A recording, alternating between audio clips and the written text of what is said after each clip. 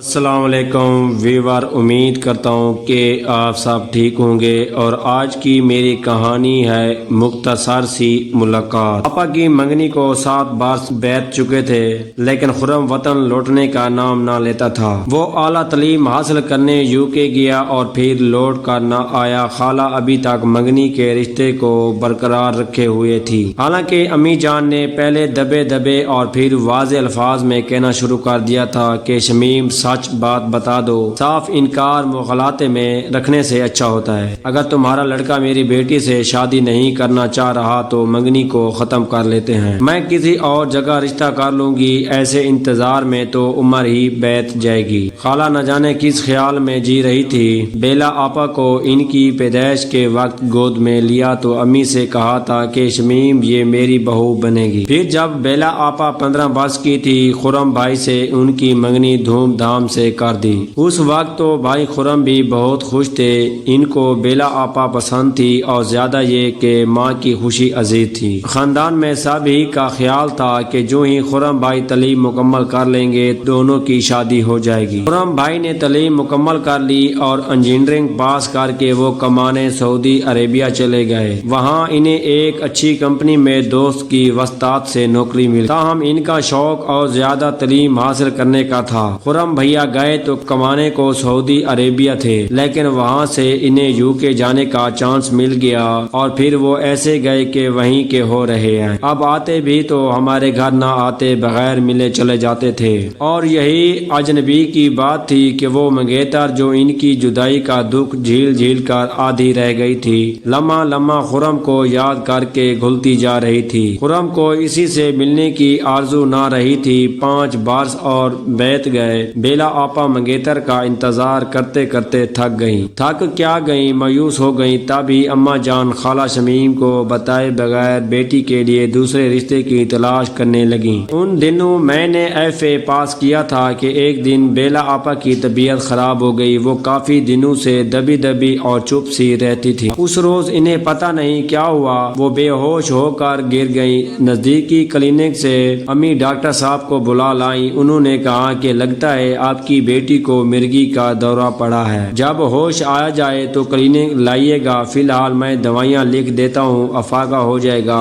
دوا کھانے کے باوجود افاقہ نہ ہوا۔ کچھ دن بعد بیٹھے بیٹھے گر جاتی اور بے ہوش ہو جاتی۔ ہمارے گھر میں تو جیسے پریشانی نے گھر کر لیا تھا۔ اب وہ مستقل افسردہ رہتی تھی۔ کئی ڈاکٹروں کو دکھایا، مرض کسی کی سمجھ میں نہ آیا۔ ایک نے اندیشہ ظاہر کیا کہ انہیں ہسٹیریا ہو گیا ہے، ایک نے کہا کہ شادی کر دیں ٹھیک ہو جائے گی۔ جس روز دورہ پڑتا وہ دورہ ختم ہونے کے بعد بے ہوشی سے اٹھتی تو کچھ دیر بعد سو جاتی، اور پھر اگلے دن تک سوتی رہتی۔ انہیں بالکل بھی یاد نہ رہتا تھا کہ ان پر کیا بیتی تھی۔ کہتی تھی نہ میں گری اور نہ بے ہوش ہوئی، بس سو گئی تھی۔ عجب پرابلم تھا، والدہ کی پریشانی دیکھی نہ جاتی تھی۔ ایک روز پڑوسن آئی، اسی وقت آپا کو دورہ پڑا۔ انہوں نے جو حالت دیکھی تو مشورہ دیا کہ اس سے تم پیر صاحب کے مزار پر لے جاؤ، وہاں ایسے مریض حاضری دیں تو ٹھیک ہو جاتے ہیں۔ امی نے پڑوسن کا مشورہ گھر سے باندھ لیا تھا۔ وہ مجھے اور بیلا آپا کو ہمراہ لے کر دربار پہنچ گئی۔ وہاں کافی رش تھا۔ ہم نے بھی دوسرے لوگوں کی طرح فاتحہ پڑھی اور کچھ دیر ستانے بیٹھ گئے۔ دوپہر ہو گئی تھی، بھوک ستانے لگی تو قریب بیٹھی ایک عورت سے امی جان نے کہا کھانا کہاں سے ملے گا؟ وہ بولی لنگر سے حاصل کرنا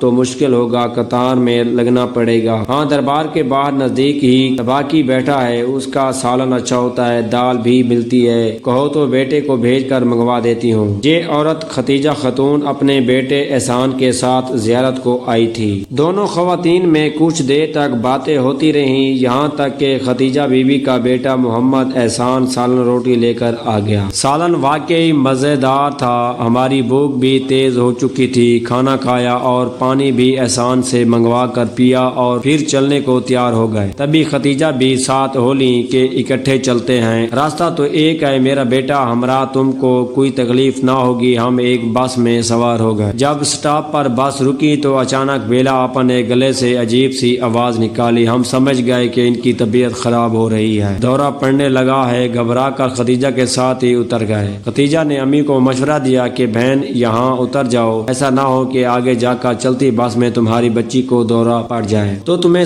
سنبھالنا مشکل ہوگا۔ یہاں میرا گھر ہے اور اڈے سے بہت نزدیکی میرے بیٹے کی سرائے بھی ہے۔ سرا مقامی زبان میں یہاں مسافر خانے کو کہا جاتا ہے۔ یہاں ایک چھوٹا سا ہوٹل نما ہوتا ہے، کمرے بنے ہوتے ہیں جہاں چار پائیاں اور بستر وغیرہ رکھے ہوتے ہیں۔ مسافر چاہیں تو تھوڑے سے پیسے دے کر کچھ دیر آرام یا رات بھر کو قیام بھی کر سکتے ہیں۔ اس سرائے میں کھانا حسب ضرورت رقم کے اوز لیا جا سکتا تھا۔ اکثر مسافر خانے دیہاتی ہوتے، رستے میں کئی سرائے آتے تھے۔ یہ ماں بیٹے ہم کو اپنی سرا میں لے آئے کیونکہ آپا بیلا کو آرام کی ضرورت تھی۔ آپا کی بگڑتی طبیعت صورتحال کے پیش نظر احسان نے چوبارے پر لے جانے کی بجائے ہم کو اپنے چائے خانے سے متصل کمرے میں لا بٹھایا۔ غالباً یہ اس کی اپنی آرام گاہ تھی۔ کمرہ صاف ستھرا اور پچھلی دیوار میں چھت سے قریب نیچے ایک بڑی سی سلاخوں والی کھڑکی تھی جس کے چاروں بیٹ کھلے ہوئے تھے۔ اگبی کھیتوں سے تازہ ہوا اور روشنی اندر آ رہی تھی جس نے کمرے کی فضا کو خوشگوار بنا دیا تھا۔ ختیجہ نے امی جان سے کہا، بہن آرام کرو اور بیٹی کو چارپائی پر لٹا دو، گرما گرم چائے بھی منگواتی ہوں۔ بچی کی طبیعت بحال ہو جائے گی تو احسان آپ لوگوں کو مظفر گڑھ جانے والی بس میں سوار کرا دے گا۔ اگر یہ سٹوری آپ کو اچھی لگی ہو تو میرے چینل کو سبسکرائب اور میری ویڈیو کو لائک کر دیجئے گا۔